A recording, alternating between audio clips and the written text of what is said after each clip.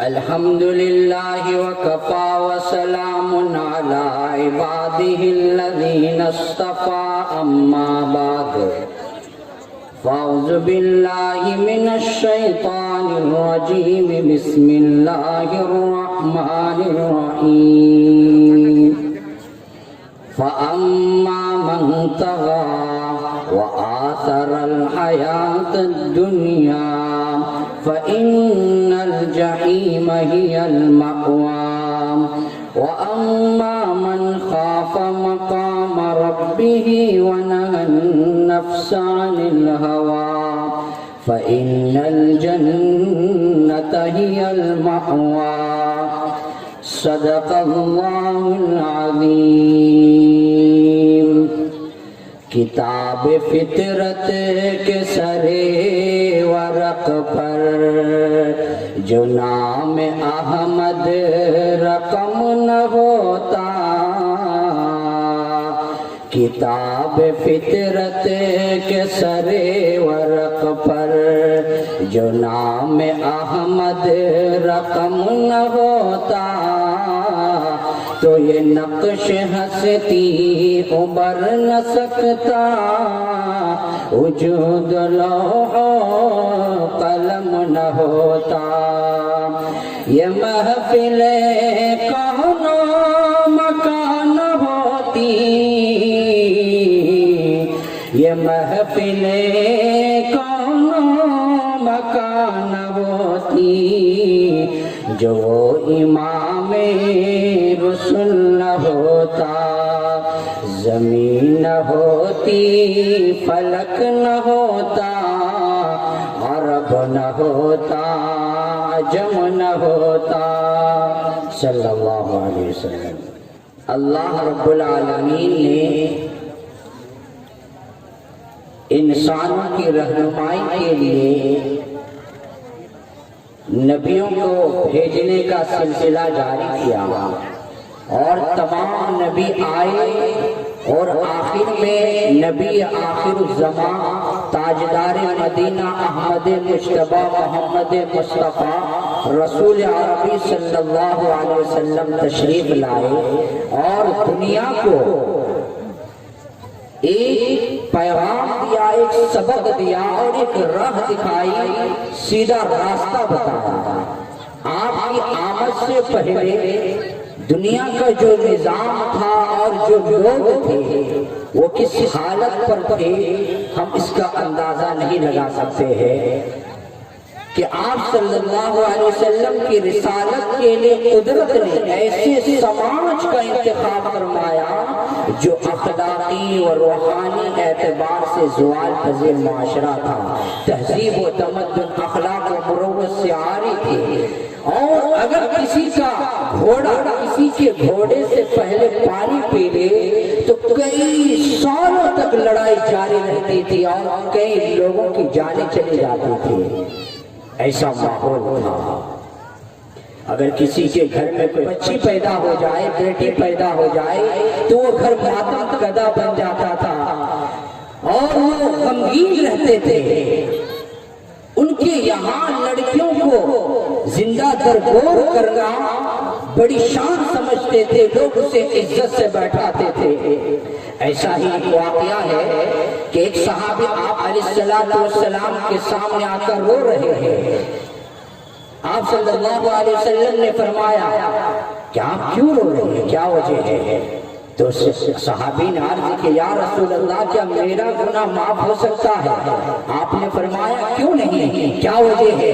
تو صحابی عرض کرتا ہے کہ یا رسول اللہ زمانہ جاہلیت میں جو رواج تھا، جو رسم و رواج تھا اسی پر میں نے بھی عمل کیا، بات کیا ہے، وجہ کیا ہے؟ تو وہ صحابی عرض کرتا ہے کہ یا رسول اللہ میری بیوی حاملہ تھی، میری بیوی امید سے تھی، میں سفر پر چلا گیا، جب سفر سے واپس آیا تو دیکھتا ہوں کیا کہ آنگن میں ایک بچی کھیل رہی ہے، بڑی خوبصورت ہے، پیاری ہے۔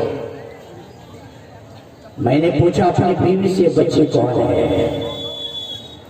بیوی نے بتایا کہ یہ بچی پڑوسی کی ہے۔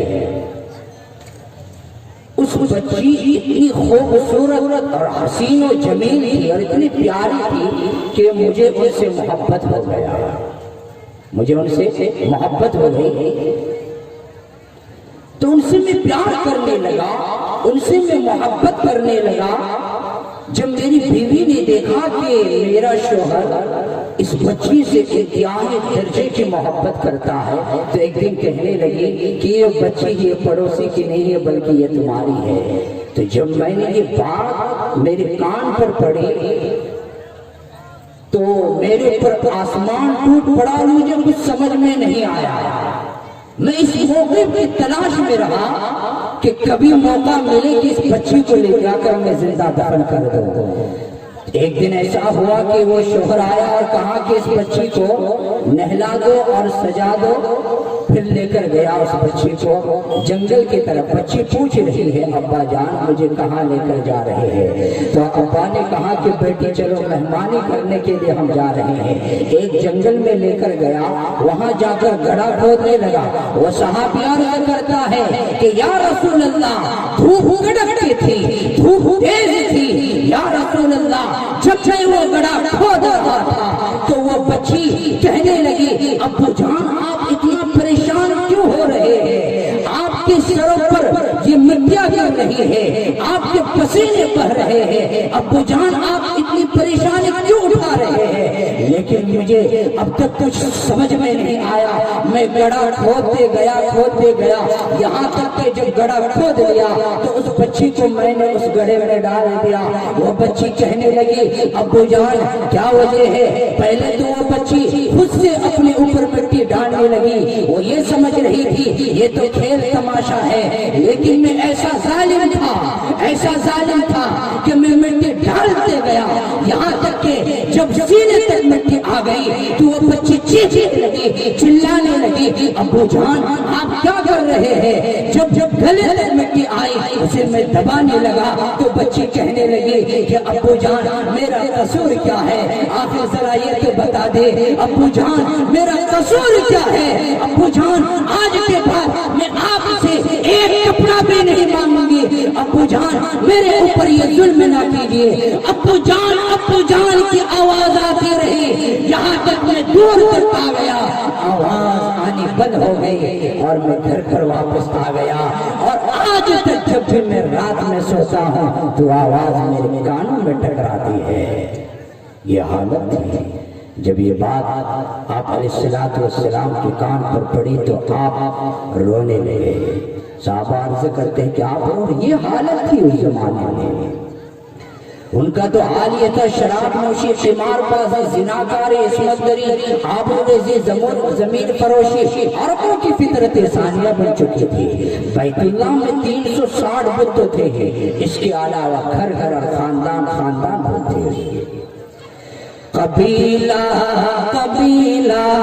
کا بت جدا تھا، کسی کا ربل تھا تو کسی کا عزا تھا، یہ نا الہ پر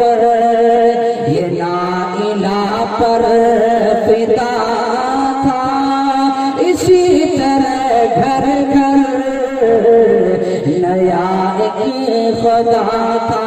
بد امنی و انار کی درندگی و شیطنت کا دورہ تھا، نصارہ ہدایت کے راستے سے بھٹک چکے تھے، یہودی شرک میں مبتلا ہو چکے تھے، ہر طرف ظلمت ہی ظلمت، ضلالت ہی ضلالت، جہالت ہی جہالت، عداوت ہی عداوت کا منظر تھا۔ اسی منظر کو قرآن کریم نے اپنے مختصر مگر جامع ترین مؤثر اسلوب نے یوں بیان کیا ہے، ظہر الفساد فی البر والبحر بما کسبت ایدی الناس، کہ بحر پر میں لوگوں کے اعمال کی بدولت فساد غالب آ گیا۔ ایسے وقت میں آپ علیہ السلام تشریف لائے اور پوری کائنات کو جگجگا دیا، اور کیوں نہ جگجگاتے جبکہ جبکہ رب العالمین نے اسے رحمت للعالمین بنا کر بھیجا تھا۔ ایک صحابی ہے حضرت انس رضی اللہ تعالیٰ عنہ، ایک مرتبہ لوگوں کی دعوت کی، مہمان آ گئے آنے کے بعد بیٹھ گئے دسترخوان میں، مہمان آ کر دسترخوان میں بیٹھ گئے تو دیکھا کہ حضرت انس دسترخوان کو تندور میں ڈالا، جسے چولہا کہتے ہیں، اسے ڈالا اور ڈال کر نکال لیا، تنور میں چولہا میں ڈال کر نکال لیا اور صاف ہو کے آیا۔ جو مہمان آئے ہوئے تھے حیران اور پریشان کہ کیا وجہ ہے کہ آپ اس دسترخوان پہ کپڑا ہے، آپ اس کو آگ میں ڈالے ہیں اور اسے آگ میں کچھ نہیں کہا، جلایا بھی نہیں، کیا وجہ ہے؟ تو مہمان نے کہنے لگا کہ انس کہ یہ کپڑا ہے، یہ دسترخوان ہے، کپڑا ہے، یہ گندا ہے، تو ہونا تو چاہیے تھا کہ اسے دھو ڈالتے، اسے آپ نے اسے آگ میں ڈالا پھر نکال لائے تو صاف نظر آیا۔ تو حضرت انس جواب دیے کہ جس طرح آج یہاں پر آپ مہمان بن کر آئے ہیں، اسی طرح میرا محبوب سرکار دو عالم صلی اللہ علیہ وسلم ایک دن مہمان بن کر آئے تھے اور آپ علیہ السلام نے اپنا ہاتھ اس دسترخوان میں کھانے کے بعد پوچھا تھا، تو جس دن سے میرے سرکار کا دستر مبارک دسترخوان میں لگا، اس دن سے آگ اسے چھوتی بھی نہیں، اس دن سے آگ اسے چھوتی۔ آپ علیہ السلام تشریف لے کر گئے گھر پر، دیکھا کہ معائشہ روٹی بنا رہی ہے، معائشہ روٹی بنا رہی ہے۔ آپ علیہ السلام جا کر مطبخ میں، جسے ہم چولہا گھر بولتے ہیں، اس میں تشریف لے کر گئے اور آپ علیہ السلام نے بھی ایک روٹی بنایا۔ تو آپ علیہ السلام مطبخ میں پہنچے اور روٹی بنایا۔ ماں عائشہ جب آپ علیہ السلام روٹی بنا کر تشریف لے کر آ گئے، ماں عائشہ وہاں پر بیٹھی ہوئی ہے، آپ علیہ السلام فرما رہے ہیں کہ عائشہ کیا ہوا کہ اب تک مطبخ سے آئی نہیں، اب تک کیا روٹی بنا ہوا نہیں، کیا آٹا زیادہ آ گیا؟ عائشہ فرماتی ہے کہ یا رسول اللہ، جب سے آپ کا ہاتھ اس روٹی میں لگا ہے تو آگ اسے چھوتی بھی نہیں ہے، اس وقت روٹی نہیں پکڑی ہے جس حالت میں آپ رکھ کر گئی ویسے حالت میں ہے۔ اب بتاؤ کہ نبی کا ہاتھ دسترخوان میں لگا تو آگ سے جلا نہیں سکتی ہے، نبی کا ہاتھ روٹی پر لگا تو آگ سے کچھ نہیں کہا، تو نبی کا ہاتھ جس پر پڑ جائے کیا اسے جہنم کیا جلا سکتی ہے؟ بتائیے، نہیں جلا سکتی ہے۔ حضرت ابو بکر، حضرت عمر، حضرت عثمان، حضرت علی، حضرت معاویہ، جس پر بھی ہاتھ لگا ہے اسے جہنم کی آگ چھو نہیں سکتی ہے۔ یہ سجاد کو کہنے دو کہ اگر نبی کی سیرت پر، نبی کی طریقے پر اگر کوئی انسان چلے گا اسے بھی جہنم کی آگ چھو نہیں سکتا۔ یہ تو نبی کا واقعہ ہے، جنہوں نے نبی کے اوپر اپنے آپ کو نچھاور کر دیا، نبی کی سیرت کو اپنی زندگی میں لے آیا۔ ایک صحابی گھر پر آتے ہیں، اپنی بیوی سے پوچھا گھر پر کچھ ہے؟ بیوی نے جواب دیا کہ نہیں، کچھ نہیں ہے گھر پر۔ بیوی جواب دیا کچھ نہیں ہے گھر پر۔ واپس گئے، جانے کے بعد دو وضو کیا، 2 رکعت نماز پڑھی، نماز پڑھنے کے بعد پھر گھر پہ دعا کرنے کے بعد گھر پہ آیا، آ کر کہا کیا کچھ ہے؟ تو بیوی نے جواب دیا کہ نہیں، کچھ تیار نہیں۔ پھر گیا، پھر وضو کیا اور نماز پڑھی، اللہ سے دعا کی، اے پروردگار آپ جانتے ہیں کہ میں محتاج ہوں، میرے گھر میں کچھ نہیں ہے، کھانے پینے کے سامان نہیں ہے، اے پروردگار یا ارحم الراحمین آپ جانتے ہیں کہ ہمارے گھر میں کتنے دن سے فاقے ہیں۔ دعا کی، گھر پر آیا، آنے کے بعد پوچھا کچھ تیار ہو؟ کہا کہ نہیں، کچھ نہیں۔ پھر واپس گئے، وضو کیا، نماز پڑھی، دعا کی، آنے کے بعد دیکھا کہ چکی جو تھی، جب پوچھا کہ کچھ تیار ہوا تو بیوی نے جواب دیا کہ چکی خود بخود چلنے لگی ہے اور اس سے آٹا نکل رہا ہے، اور اس سے آٹا نکل رہا ہے۔ सारे बर्तन भर गए, जितने भी बर्तन थे सब बर्तन भर गए, पूरा घर भर गया। भरने के बाद हैरान है कि इस चक्की के अंदर है क्या चीज, इस चक्की के अंदर है क्या चीज। तो सहाबी ने इस चक्की को उठाया जैसे ही तो आटा देना, आटा आना बंद हो गया। वो सहाबी फौरन दौड़ता हुआ आप अलैहिस्सलातु वस्सलाम के मजलिस में पहुंचे, फौरन दौड़ता हुआ आप अलैहिस्सलातु वस्सलाम के मजलिस में पहुंचे कि या रसूल अल्लाह के ये हालत पेश आई कि चक्की खुद बहुत चलने लगी लेकिन सारा घर आटा से भर गया, लेकिन मैं देखा कि चक्की के अंदर है क्या। तो जब चक्की को उठाया तो आटा आना बंद हो गया। नबी अलैहिस्सलातु वस्सलाम ने फरमाया, हो लाखों सलाम उस आका पर, हो लाखों सलाम उस आका पर, दिल लाखों जिसने जोड़ दिए, दुनिया को दिया पैगाम सुकून, इंसानों के रुख मोड़ दिए। नबी ने फरमाया, अल्लाह के बंदे अगर उस चक्की को तो उठा के ना देता तो क़यामत तक वो चक्की तुम्हें आटा देते रहते, तुझे आटा मिलता रहता। किसकी बरकत है? नमाज की बरकत है। एक मर्तबा सहाबा ने अर्ज किया, अम्मी मायशा से अर्ज किया, अम्मी जान नबी की शान बयान कर। मैं थोड़ा सा वक्त लूंगा फिर अपना बयान पूरा कर दूंगा कि अम्मा जी नबी की शान बयान कर। अम्मा ने फरमाया क्या कुरान नहीं पढ़ते हो? लोगों ने अर्ज की अम्मा जी पढ़ते हैं। अम्मा ने फरमाया कुरान खोलो, कुरान के हर सफ़े पर मोहम्मद का हुस्न जमाल बिखरा पड़ा है, कुरान खोलो तो सही। चलो हम उसी कुरान से पूछते हैं, ए कुरान तू अपने नबी का तारुफ बयान कर। तो कुरान कहता है अलम यजिदका यतीमन फआवा, नबी के तारीफ यतीमन से शुरू करता है।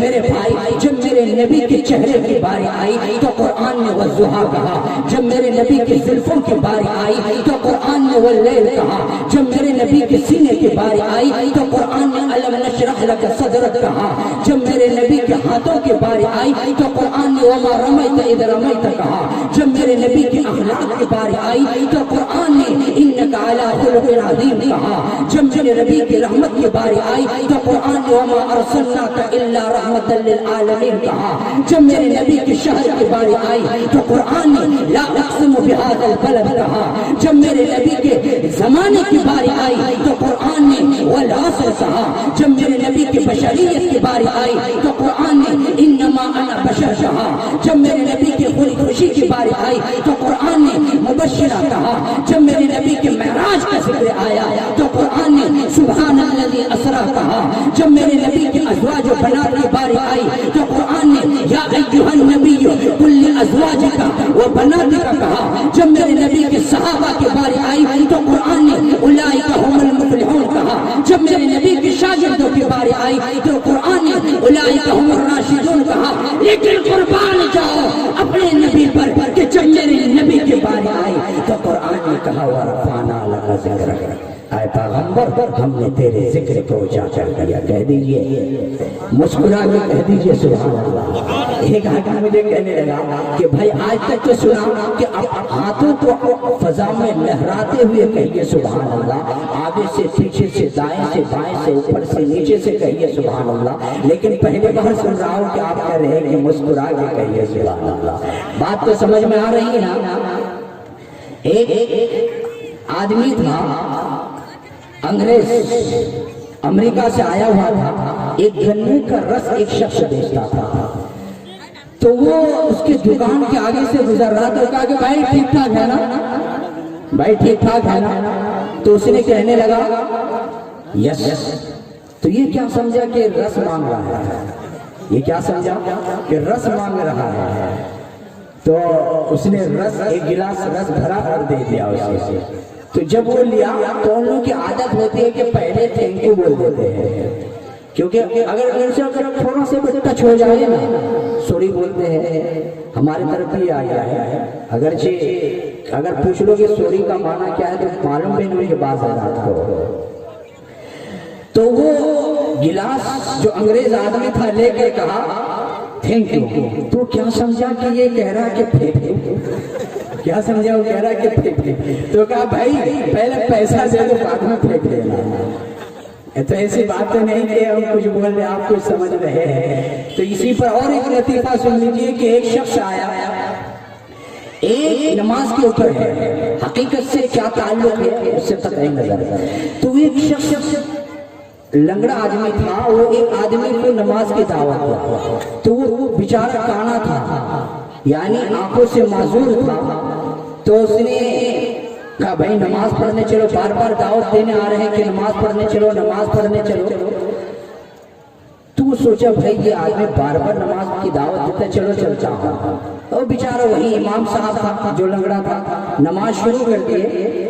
جب نماز شروع کی الحمدللہ رب العالمین الرحمن الرحیم مالک یوم الدین ایاک نعبد و ایاک نستعین, یہاں تک پہنچے ایاک نعبد. تو یہ جو کانا آدمی تھا یہ سوچا بھائی مجھے تو کانا بول رہا ہے, یہ سوچا کانا بول رہا ہے. تو مغرب کی نماز تھی, وہ سوچا ٹھیک ہے بول لے.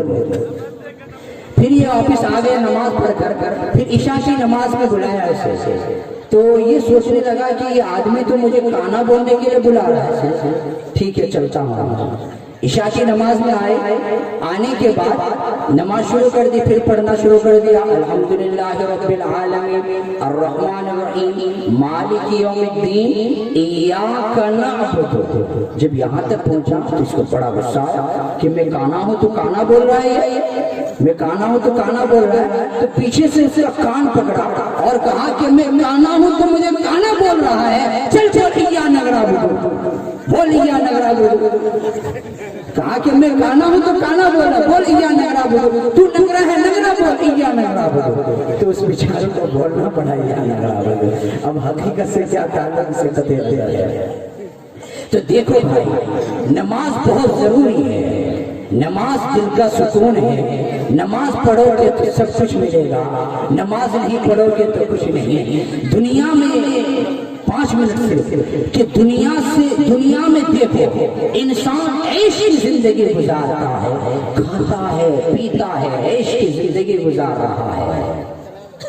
کیا اسے موت آئے گی کہ نہیں؟ آپ بتائیے, آئے گی نا موت؟ موت آئے گی. ایک آدمی غریب ہے, کچھ نہیں ہے بیچارے کے پاس, ایک وقت کا کھانا کھاتا ہے, دوسرے وقت میں سوچتا ہے کہ کیا کروں, لیکن اس کو بھی موت آئے گی. لیکن وہ بیچارہ نماز پڑھتا ہے. تو سرکار دو عالم تاجدار مدینہ احمد مصطفیٰ محمد مصطفیٰ رسول عربی صلی اللہ علیہ وسلم فرماتے ہیں کہ وہ شخص کامیاب ہے جو دین پر چل رہا ہے. نماز بھی ضروری ہے, دین بھی ضروری ہے. جب انسان کی موت آتی ہے تو کچھ نہیں جاتا ان کے ساتھ, صرف اعمال جاتے ہیں. اجل ہی نے چھوڑا کسرا نہ دارا, اسی سے سکندر صفاتے بہارا, ہر ایک لے کے کیا پیارا حسرت صدارا, پڑا رہ گیا سب نہیں ٹھاٹ سارا. جگہ جی لگانے کی دنیا نہیں ہے, یہ عبرت کی جا ہے تماشا نہیں ہے.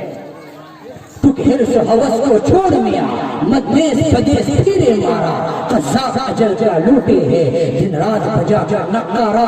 کیا بدیا بھینسا بیل شدر, کیا گوئے پلہ سر بھارا, کیا گیہوں چاول موٹ مٹر, کیا آگ دھوا کیا انگارا, سب پھاٹ کرا رہ جاوے گا جب لاد چلے گا بنجارا. تو بدیا لادے بیل بھرے جو پورم پچھم جاوے گا, یا سود پڑا کر لاوے گا یا ٹوٹا گھاٹا پاوے گا. قذاق اجل کا رستے میں جب بھالا مار گراوے گا, دھن دولت لانے پوتا کیا ایک کنبا کام نہ آوے گا. سب پھاٹ کرا رہ جاوے گا جب یاد چلے گا بنجارا. فَأَمَّا مَنْ طَغَىٰ وَآثَرَ الْحَيَاةَ الدُّنْيَا فَإِنَّ الْجَحِيمَ هِيَ الْمَأْوَىٰ. کہ جو شخص دنیا کو ترجیح دیے تو اس کا ٹھکانہ جہنم ہے. وَأَمَّا مَنْ خَافَ مَقَامَ رَبِّهِ وَنَهَى النَّفْسَ عَنِ الْهَوَىٰ. اور جو شخص اللہ کے سامنے کھڑے ہونے سے ڈرا کہ چل حشر کے میدان میں وَجَاءَ رَبُّكَ وَالْمَلَكُ صَفًّا صَفًّا, کہ اللہ رب العالمین جگ جلوگر ہوں گے، تمام ساز تمام فرشتے سب بستے کھڑے ہوں گے، اس وقت کیا جواب دو گے؟ وَأَمَّا مَنْ خَافَ مَقَامَ رَبِّهِ وَنَهَى النَّفْسَ عَنِ الْهَوَىٰ فَإِنَّ الْجَنَّةَ هِيَ الْمَأْوَىٰ، ارے اس کا ٹھکانہ تو جنت ہے۔ وَالْعَصْرِ إِنَّ الْإِنسَانَ لَفِي خُسْرٍ إِلَّا الَّذِينَ آمَنُوا وَعَمِلُوا الصَّالِحَاتِ وَتَوَاصَوْا بِالْحَقِّ وَتَوَاصَوْا بِالصَّبْرِ، ارے کامیاب تو وہی شخص ہے نا جو ایمان لے کر آئے، جو اچھے اعمال کرے، وہی کامیاب ہے، اس کے علاوہ کوئی کامیاب نہیں ہے۔ اور جو حق کی دعوت دوسروں تک پہنچائے، کوئی حالات آ جائے تو اس پر صبر کرے۔ اسی لیے میرے بھائیوں اور بزرگوں، یہ اصلاحی جلسہ اسی لیے کیا جاتا ہے کہ ہماری زندگی میں تبدیلی آئے، ہم اللہ سے محبت کرنے والا بن جائے، جو اللہ کہتا ہے قُلْ يَا عِبَادِيَ الَّذِينَ أَسْرَفُوا، اے میرے بندے، او میرے بندو جنہوں نے اپنی جانوں پر ظلم کیا، ایک مرتبہ تو میرے طرف آؤ نا۔ یا ایھا الانسان ما غرک بربک الکریم، تجھے کس نے دھوکے میں ڈال دیا؟ کیا اس دنیا کی وما متاع الحیات الدنیا الا غرور، یہ تو دھوکہ کی زندگی ہے۔ اسی لیے میرے بھائیو توبہ کرو زندگی سے، اور یہ تہیہ کرو اور دل میں ارادہ کرو کہ آج کے بعد انشاءاللہ اللہ کو کبھی ناراض نہیں، کہیے انشاءاللہ، انشاءاللہ اللہ کو کبھی ناراض نہیں کریں گے۔ اور میں ہر جگہ یہ بات بتاتا ہوں کہ جب بھی کوئی کام کرو تو دل میں یہ سوچو کیا اس کام سے میرا اللہ راضی ہوتا ہے یا ناراض ہوتا ہے، بس اتنا دل میں خیال کرو، پھر اس کے بعد کام کرنا اسٹارٹ کرو۔ اللہ رب العالمین سب کو اور پوری امت مسلمہ کو عمل کی توفیق نصیب فرمائے۔ ہمارے بعد خطابات ہونا ہے، وآخر دعوانا ان الحمدللہ رب العالمین۔ نوجوانان اسلام یہ تھے